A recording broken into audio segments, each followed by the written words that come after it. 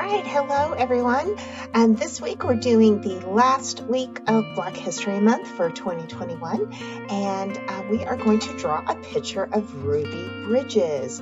Ruby Bridges is a very important historical figure in our history. As just a little girl, 6 years old, she was so brave and so strong to be the first African American child to walk into an elementary school in New Orleans, and she went in there on her own with I believe they were marshals. And even though she was just in a very scary, sad, horrible situation, she was so brave and she was so strong and went into that school each and every day and got the education that she deserved to get. And she's so inspirational. I would love to learn even more about her, but every time I learn a little bit about her, I'm more and more amazed. So if you're not familiar with Ruby Bridges, I strongly encourage you to learn more about her. There's a book called The Story of Ruby Bridges, and it is so moving, and it's a really great book.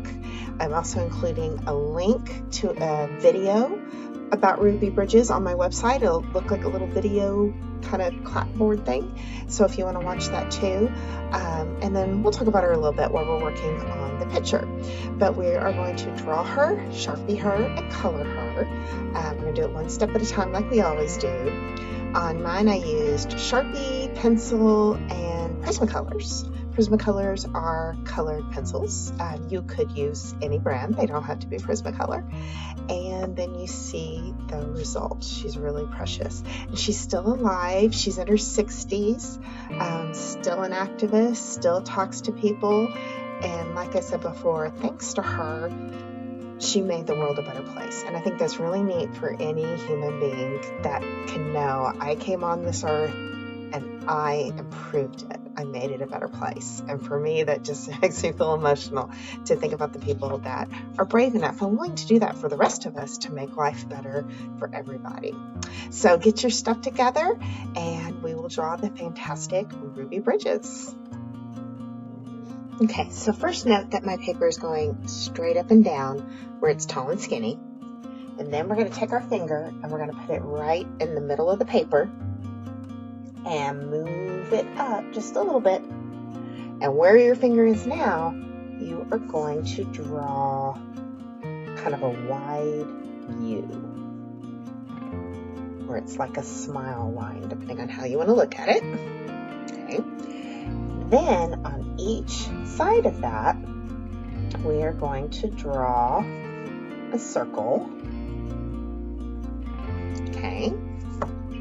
Then inside the circle, I feel like this is a little bit out of focus. I'll try to get it a little better. On the top left, your left, we're going to put a little half circle. So now it looks like she's looking kind of up. And for her, it'd be to her right, our left. And then I'm going to take my pencil and I'm going to shade this in. Now later, when you're doing your Sharpie, when you're going over everything with your Sharpie, you would also color this in with your Sharpie. So the little half circle is going to stay white, and then the rest of the eyeball is shaded in. So it's kind of the opposite of what we do the majority of the time. Okay. Then on the edges, like here on the left, I'm going to put 1, 2, 3 eyelashes. And then on the right, 1, 2, 3 eyelashes. Okay, now we're going to do the bottom of her head. It's going to be another kind of wide U just below her. Alright. And then I'm going to come up here above her. I'm right in the middle. And I'm going to go up a little bit. And I'm going to make a teeny tiny little mark. You may not even be able to see it. That mark is just there for the person drawing, which of course is you, and on mine, it's me. And we're going to draw her hairline. Now Ruby has curly hair, so I'm going to do lines that are kind of like waves, and it kind of comes down to each end of the U, and that is her hairline along her forehead. Now, it looks a little funny right now, but just trust me, it'll come together. Next, we're going to draw her ears. I'm going to put a half circle here and a half circle here. Then we're going to do the top of her head. Now, this is going to be more, she still has curly hair, so I'm still doing the wavy lines, but I want to make the top of her head more rounded. I don't want her to look pointy like a cone head or anything. You guys probably don't even know what a cone head is. So now we have the top part of her hair. Next, she is wearing, from looking at pictures of her from back then in the 60s, it looked like she had her hair, she definitely had her hair pulled back, possibly in little pigtails. So that's how we're going to draw it. Starting on the left side, I'm going to draw a little circle, like the circle's just kind of sitting right on the side of her head. And then I'm going to have two lines coming up at an angle, and then a curve. And so there's a cute little bow on her left side. Now, I think technically, I was looking at pictures of her yesterday, and I think technically she only had one bow in her hair. It's kind of hard to tell, though, because there were some other pictures where it looked like there might be a bow on the other side, but I couldn't quite tell. But what we're going to do is we are going to give her little pigtails. So we're going to draw another bow over here, even though she may not have actually had one there. And then again, the diagonal line. Curve lines. And I feel like I messed up this bow a little bit. I didn't have them at enough of an angle. I'll try to fix that. I'm sure yours is perfectly fine. Right, and when I color that and Sharpie that, I can clean it up a little more. Now for her little pigtails. Now in reality, she had her hair kind of pulled back behind her head where you wouldn't be able to see it. But that's not very fun to draw that way. So we're going to make just the little kind of poofy pigtails on each side. And we're going to put some little lines here. And so now she has her adorable little hairstyle. All right, so now we're going to begin drawing her body. So right out of the bottom of her head, I am going to draw two lines coming down. All right, now I was telling the in-person kid yesterday that it looks kind of funny because she looks like some kind of creature with little stick legs, but we will fix that, so don't worry. But first I'm going to come up here and I'm going to draw her neckline. Okay, and then she had on a cute little shirt that had these cute little collar on the side. Okay, and I'm pretty sure it was a little button-down shirt. Line down with some little buttons. Okay, and then over her shirt she was wearing a little sweater, so I'm going to make an upside down triangle like that, and so that is her sweater over her shirt. Another little line here, and again some buttons, so she's like she had a little white cardigan on over her shirt. I'm not sure what color her shirt was because all the pictures are black and white. All right, so now I'm going to close off this line here. We're drawing a line across, and then I'm going to bring the lines down just an itsy bit more and connect it with another line, and that's like her little belt for her skirt, or maybe even just her waistline, meaning like, you know, where the shirt and the skirt meet. Now for her skirt, we're going to draw two diagonal lines coming out, and we're going to draw kind of a wavy line. And if you want to draw some little lines here to kind of show the pleats in her skirt, you can. You don't have to, but you can. Oh, she's looking so adorable. All right, then right here in the middle, we're going to draw two little lines coming down. And again, it looks funny. It looks like we're giving her little stick legs, but we're going to fix that. I'm going to go to the left here, draw a line down, then go to the right and draw a line down. So now those are her two little legs. And we're going to give her little jelly bean shoes. They're called jelly bean shoes because they look like jelly beans. And then the little ruffled socks. Because back then, little girls wear those cute little ruffled socks. Okay. Now, Ruby is needing some arms. So I'm going to come back up here. And I'm going to draw a diagonal line that comes down. And another one over here. Okay. Then I'm going to draw a curved line that comes in. Curved line that comes in. And then another diagonal line coming up. And that is the little sleeves for her sweater. Now I'm going to draw another little line here and here, because that's where the cuff of her sleeve kind of is going to stick out a little bit underneath her sweater.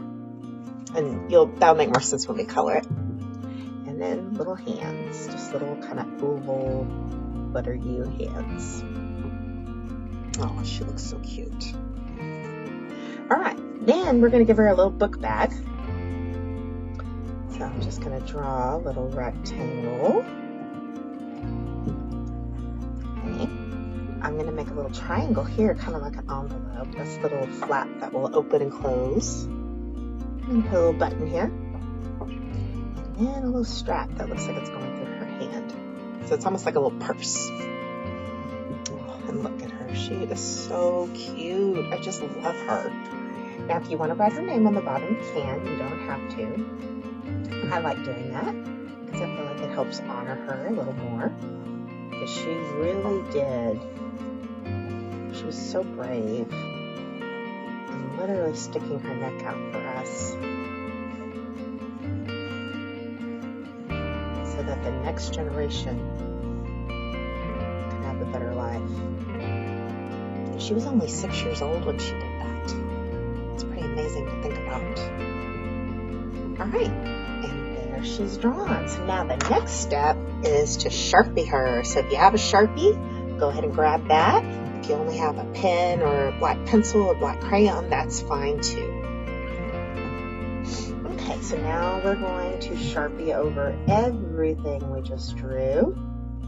Again, like I said just a second ago, you could also use a black pencil, a black pen, a Sharpie pen, a black crayon. The idea is just to make your lines more bold and more noticeable so that you don't lose them when you start coloring everything, because pencil tends to kind of just get drowned out from all of the coloring, especially if you're using markers. And the dark part of the eye, remember you would color that in with the Sharpie. All right, so I am going to fast forward to finish my Sharpie. I'm also going to Sharpie her name if you wrote her name, but again, you didn't have to write her name. So I'm going to fast forward to finish the Sharpie. You can pause to finish your Sharpie, and then we will talk about coloring. Okay, so I finished Sharpieing, and I also did my erasing step where I erased any pencil that you can still see. Be sure you don't skip that step, because it just makes your picture look cleaner and nicer, and you're doing your best job on that. Now next we're going to color. I'm going to use my colored pencil. I have my little Prismacolors. You can use any color you want within reason. You do want to make her look somewhat like Ruby Bridges, because we're doing this to honor Ruby Bridges and what she did for us. So don't change who she is. For example, one of my first graders yesterday, and I don't think this child knew any better, but they gave her purple skin.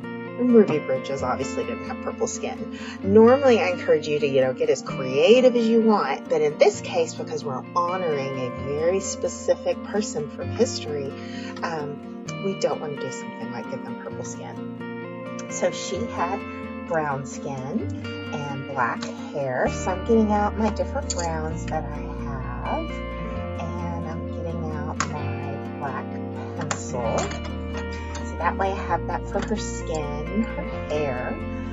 You can make her dress any color you want. From the pictures, it looked like her little cardigan was white, but there's no telling what color her dress was.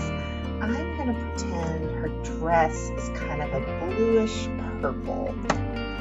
So I'm getting now almost a pinkish purple. So I'm getting those colors out. I have my lavender, I have my violet blue, and this one's called mulberry. And then of course you have her shoes. I'm going to get her blue shoes. She has baby blue suede shoes. And then of course the bows, I'll probably match her hair, her little book bag. Okay, so I am going to begin coloring her, and I'm going to fast forward. Again, if you prefer to use crayons or markers, or if you need to use a combination of different things, that's totally fine. Okay, but I'm going to fast forward to color, and you can hit pause to color, and then we'll meet back here and wrap things up.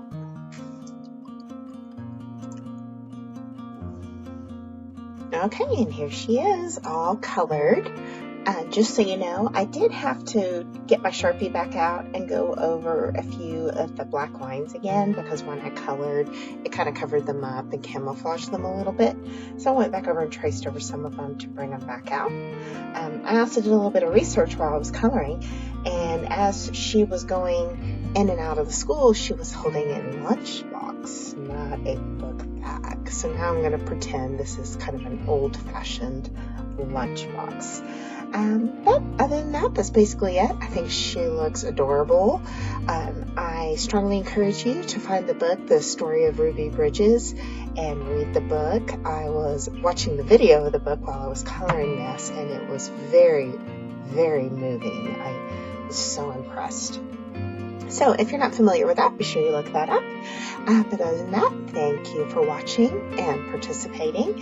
And if you go to the Innovative Learning Academy, Elizabeth Smith, please use the art show form or email to send me a picture of your picture. All right, so thanks and have a great week.